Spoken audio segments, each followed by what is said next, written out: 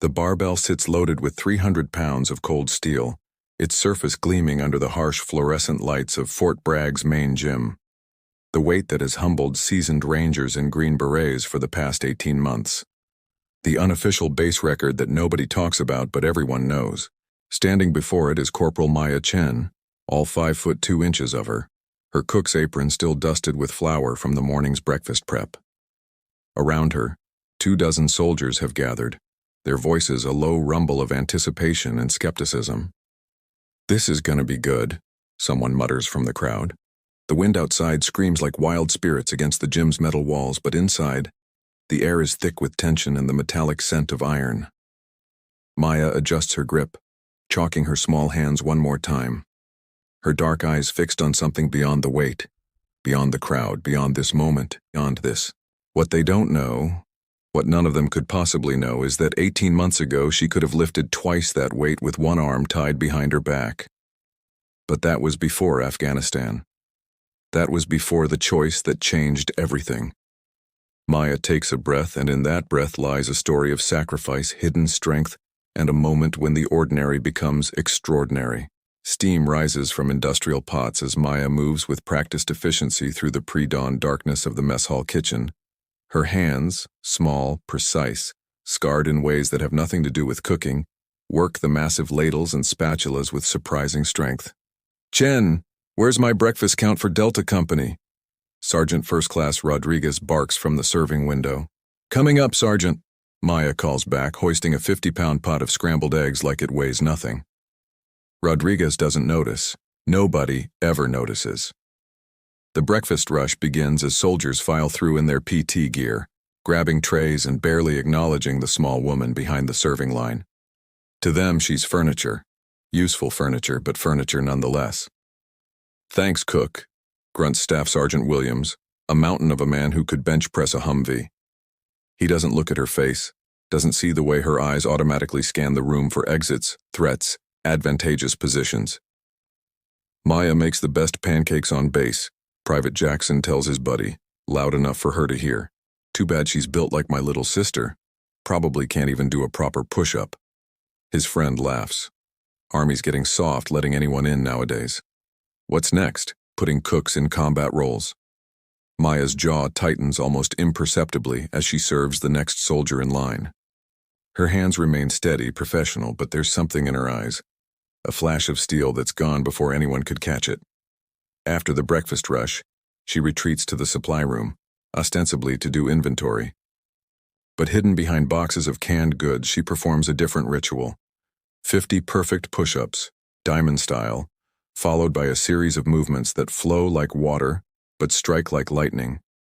Each motion precise, lethal, beautiful. On her wrist, barely visible beneath her long sleeves, is a small tattoo, 375, with a tab above it that reads, Ranger. The Hindu Kush mountains of Afghanistan stretch endlessly under a star-filled sky. Through night vision goggles, the world is painted in shades of green death and possibility. Viper 6, this is Reaper 1, target acquired, moving to phase line Alpha. The voice belongs to Captain Maya Chen, 3rd Battalion, 75th Ranger Regiment. She moves like smoke through the rocky terrain, her team of 8 Rangers following her lead with absolute trust. At 24, she's the youngest female officer to ever command a direct action unit in the Rangers. Copy, Reaper 1. You are cleared hot. What follows is 3 minutes of tactical perfection. Maya's team neutralizes a high-value target and recovers critical intelligence, all without firing a shot. It's the kind of operation that legends are built on, the kind that never makes the news but saves countless lives. But legends have a price. Maya sits beside a hospital bed, holding the hand of Lance Corporal Tommy Chen, her younger brother, her only family, the reason she joined the Army in the first place. The IED took out most of the convoy, the doctor explains quietly. We've done everything we can, but... Tommy's eyes flutter open, focusing on his sister with effort. Maya, promise me something. Anything, Tommy. Anything.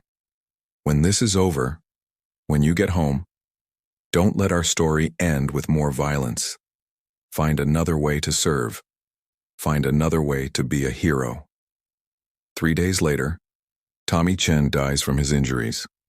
On that same day, Captain Maya Chen submits her request for transfer from the 75th Rangers to the Culinary Corps. Maya finishes her hidden training routine and pulls out a worn photograph from her wallet. Tommy, in his army uniform, grinning at the camera on the day he shipped out to Afghanistan. "I kept my promise, little brother," she whispers. "But sometimes the war finds you anyway." The alarm klaxon tears through the afternoon air like the scream of a dying animal. Maya drops her prep knife and looks up as soldiers begin running past the mess hall windows. Code red, all personnel to stations. This is not a drill." Rodriguez bursts through the kitchen doors, his face grim. "Chen, we're going to lockdown. Some kind of situation at the main gate." Through the windows, Maya can see smoke rising from the direction of the base entrance. Her trained eye immediately catalogs what she's seeing. Black smoke suggests burning tires or vehicles. The pattern indicates multiple explosive devices, and the small arms fire crackling in the distance has the irregular rhythm of untrained shooters. "Domestic terrorists," she murmurs, reading the tactical situation like a favorite book. "What did you say?" Rodriguez asks. "Nothing, Sergeant, just—" The lights cut out. Emergency power kicks in 3 seconds later, bathing everything in red. Maya's muscles tense automatically, her body remembering 100 similar situations. Her radio crackles. "All units be advised. Multiple hostile actors have breached the main gate using vehicle-borne explosives. Estimated 8 to 12 armed individuals with automatic weapons. Base personnel are to shelter in place. Repeat, shelter in place." Through the serving window, Maya watches as soldiers duck behind tables and equipment, many of them support personnel with minimal combat training. Rodriguez is trying to coordinate something on his radio, but she can hear the strain in his voice. He's a cook, not a door kicker. "Sergeant." Private Jackson runs up, his face pale with fear. "They're saying the terrorists are moving toward the mess hall, something about taking hostages." Maya's blood runs cold, not because of the terrorists. She's dealt with worse on a dozen missions, but because she recognizes the tactical situation developing. The mess hall is a perfect target. Lots of unarmed personnel, symbolic value, multiple entry points that are impossible to defend with untrained soldiers. The radio crackles again. QRF is 15 minutes out. Security forces are engaged at multiple points. All personnel maintain defensive positions. 15 minutes. Maya looks around at the 43 soldiers and staff currently in the mess hall. She's counted them automatically, another old habit. 43 people who trust that someone somewhere knows how to keep them safe. Outside, the gunfire is getting closer. Rodriguez grabs her arm. "Chen, we need to barricade the doors. Help me move." "Sergeant," Maya interrupts, her voice carrying a new authority that makes him stop mid-sentence. "That won't work. They'll breach a barricade in 30 seconds and then we'll be trapped with no exit strategy." "What? How do you—" The sound of vehicle engines grows louder. Through the window, Maya can see muzzle flashes getting closer to their position. Her tactical mind automatically starts calculating angles, distances, approaches. "Sergeant Rodriguez," she says quietly, "I need you to trust me. Right now, I'm the only person in this building who knows how to keep everyone alive." Rodriguez stares at her, really looks at her for the first time in the 18 months she's been serving under him. What he sees in her eyes makes him take a step back. "What are you talking about, Chen? You're a cook." Maya reaches up and tears the Velcro name tape from her uniform, revealing what's underneath. Chen, above a small tab that reads, "Ranger." "No, Sergeant. I was never just a cook." Maya moves to the center of the mess hall with fluid confidence, every trace of the quiet kitchen worker gone. Her voice cuts through the chaos with unmistakable authority. "Listen up. I'm Captain Maya Chen, 75th Ranger Regiment, and for the next 15 minutes, I'm in command of this position." The room falls silent except for the distant gunfire. 43 pairs of eyes focus on the small woman who suddenly seems to fill the entire space. "Staff Sergeant Williams." Her command voice could cut glass. The big soldier who joked about her size earlier snaps to attention instinctively. "Ma'am, you've got the strongest back here. I need you to move tables to create fighting positions at angles to the 3 main entrances. Not straight barricades, L-shaped positions that give us overlapping fields of fire. Move. Williams doesn't hesitate. The authority in her voice is absolute. Private Jackson, you know every inch of this building's layout. There's a service tunnel that connects to the kitchen freezer. It leads to the motor pool.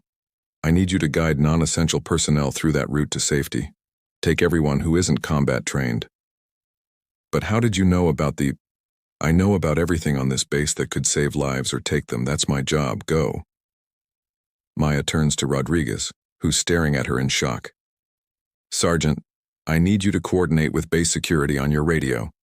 Tell them we're establishing a defensive position and creating an evacuation route. Give them our exact situation and personnel count. Captain, all this time you've been... Keeping my promise to someone, Maya says quietly, then her command voice returns. But promises change when lives are at stake. The sound of vehicles screeching to a halt outside focuses everyone's attention.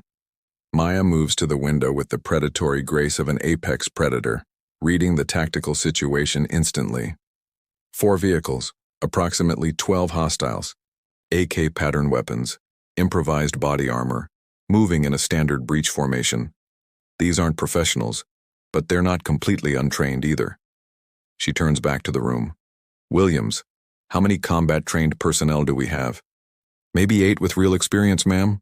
Copy. Combat personnel, you're on the defensive positions. Everyone else, Jackson has your route to safety. You have 2 minutes before they breach. Maya moves to the kitchen and emerges with something that makes Rodriguez's jaw drop. A tactical vest that was hidden beneath her apron, complete with ceramic plates and magazine pouches. You've been wearing that the whole time? Old habits, Maya says, chambering around in her service weapon with practiced efficiency. Some promises you keep, others you adapt. The first explosion rocks the building as the terrorists attempt to breach the main entrance. Maya's defensive positions hold perfectly. The L-shaped arrangement she ordered creates a crossfire that forces the attackers to retreat. Reloading, Williams calls out. Covering. Maya's return fire is precise, controlled, professional. 3 shots, 3 hits, no wasted ammunition. Over the radio. QRF is 5 minutes out. Hold position. Roger that. This is Captain Chen, 75th Rangers, commanding defensive position Mess Hall Alpha. Civilian evacuation in progress. Hostiles suppressed. We can hold.